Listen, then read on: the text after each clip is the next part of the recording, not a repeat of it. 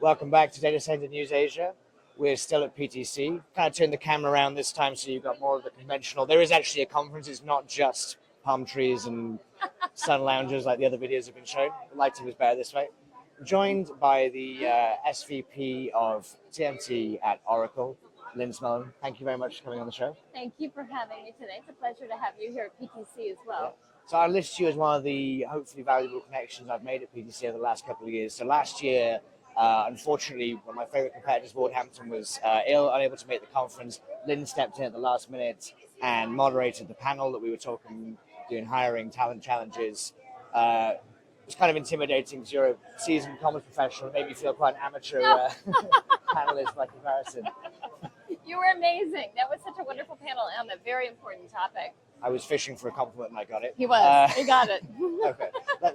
So I wanted to talk first of all, what are you guys doing at PTC? You know, Oracle is one of the companies who I think historically this would have been a conference run by the likes of AT&T and the big telcos. Now yourselves, the Microsofts, the Amazons, the big dogs of the show. It's all about technology. It's all about cloud. What are you guys doing? What do you hope to get from PTC? Well, fantastic question. I'd tell you, so I've been here coming to PTC for 23 years, and I've seen tremendous change over the last 23 years. Where we're at right now is all the convergence of everything from AI, digital infrastructure for data centers, network, the technologies that go into the chipsets, the GPUs, the CPUs, but also utility companies, energy companies, hardware, and governments alike. So really what's unique, I would say, about PTC is the collaboration and the breadth.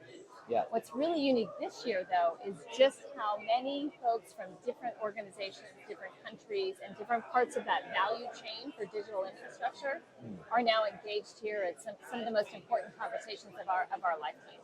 Yeah, we've done interviews with Bill and with Brian so far, and they both talked about how there seems to be this growing shift towards beyond the likes of the hyperscalers, as we call you, outside of the industry.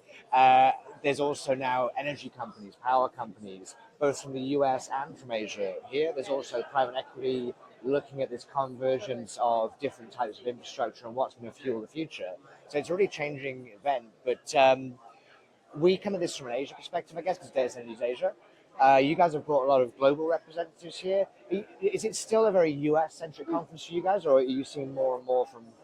So, great question. I would tell you that our experience has shown that generally it's about 50 to 60%, maybe a little bit more for the US. What we're seeing is, like you said, not just diversity across industry, but across the countries, and that we have representation literally from all around the globe, from Latin America, South America, Asia Pac, EMEA, and certainly North America. Wow.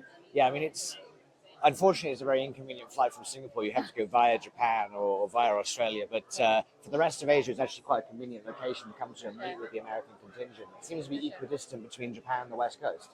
Well, for us, it's a great and very effective way to see our global clients. Yeah. It's really about kind of coming together. And yes, there are some regions that's a little bit more difficult, but it's a great place to reconnect. This is my business case for coming to Hawaii, by the way. I'm recording this. It's nothing to do with the beaches, nothing to do with the weather. So beyond the conference, the industry itself has evolved a lot as well. I mean, obviously, companies like yourselves have been driving this with the thirst for demand, thirst for capacity, and the new infrastructure that's required. I suppose one of the ones that we've seen, we mentioned power earlier. Yeah. Like, how are you guys seeing that change? I mean, America's leading the way. What lessons do you think we can be learning in other regions from the way you guys have changed the infrastructure requirements of tech globally? Sure. So we, as an industry, but also broadly globally, North America's not unique to it, but it certainly is the largest impacted, have to really rethink energy entirely, the infrastructure that's there to generate, to deliver, and to transport it. But we can't do it alone as an industry, as a data center industry, or as a network. It's in partnership with governments, but also with the energy producers themselves. So it's something that I would tell you is existential for us as an industry, but also as a population as a whole, because energy or power is the center point for what we can do to support the incredible things that AI will bring to society, bring to enterprises around the globe.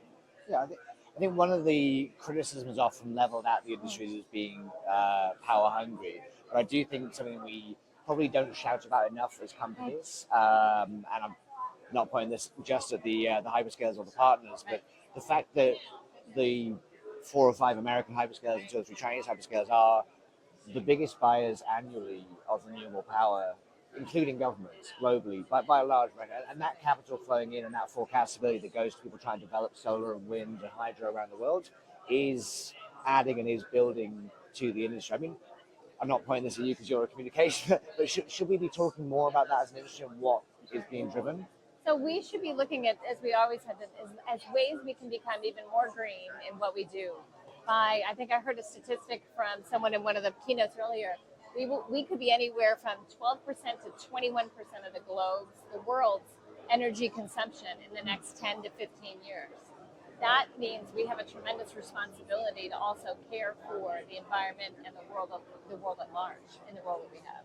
Wow, we're really testing the noise cancelling on these mics because a jet just went overhead. So if you didn't hear it, then this is an endorsement for Boya microphones. Fantastic mics. Yeah, that's a really good point. So it does mean then that the companies now who are doing this power procurement, themselves and competitors included, have almost a responsibility, but also an opportunity to drive the direction that this new power infrastructure goes. I would challenge even further and say that we as an industry have a responsibility to do everything we do with an eye towards sustainability, for caring for the communities that we serve, whether it's bridging the digital divide, bridging the AI divide, and doing everything we can to be a good steward for the communities that we're in and that we serve. Yeah, I think that's one of the things that I personally enjoy about being in the industry in Asia is we have, there's obviously markets like Hong Kong, Singapore, and Tokyo where they're extremely developed economically and extremely modern cities. But there are also areas like Indonesia and the Philippines and Thailand where the presence of this industry and the increase in digital infrastructure is leading to people almost skipping the entire generation of having a landline phone and having old-fashioned banking and being able to move into e-commerce and digital careers. And the number of people I speak to in places like Vietnam who can now work entirely online and increase their living standards through that with the digital life. It's really interesting. And it's by that accessibility to connectivity. AI will follow that same suit, where those who have access to AI as an embedded element of what they do, whether it's things that are offered by a city or a municipality to its citizens, or healthcare, or education. And that's why it's incumbent upon us to make sure AI becomes a tool and a resource that's not only to those that can afford the infrastructure to run and operate, but to those who can supply it and provide it in a cost-effective and a competitive manner. So if we come back to PTC in 5 years' time, and hopefully we'll both be here at that point, what do you forecast being the change? I mean, this year, Bill said there were 14, 15 power companies here, and probably double, triple that in terms of private equity funds. Who wouldn't have been here 5 years ago? Completely. Who do you think will be here in 5 years' time? I think that the larger enterprises that are impacted by AI and find AI to be a critical part for what they do, that also find that infrastructure becomes even more critical to what they do. I think we're going to start seeing more enterprise-type clients of a certain size here. So we're talking the end off-takers, whether that's industrial companies or retailers or banks? Precisely. Retailers, banks, healthcare, those where AI technology becomes a critical piece of what they do and the infrastructure that runs and operates it. Infrastructure getting closer to the user. It sounds like a case for Edge and... that would be Edge. Okay.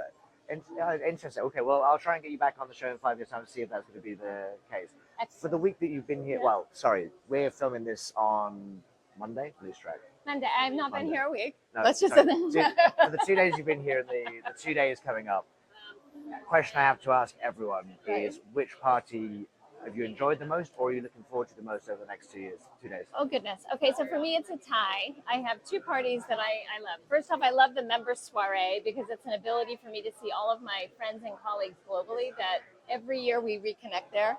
And it's just a lovely, lovely evening. But my second favorite event is the Women's Technology Forum, WTF, and a rich place where women connect in our space and allies to really find ways to help each other, to collaborate, and to expand what we do. I noticed you picked the two events that I'm not allowed to attend there, and then that's... no offense taken. Thank you very much for coming on the show. My Really pleasure. appreciate it, Lynn Smullen. My pleasure. Cheers. Thanks so much.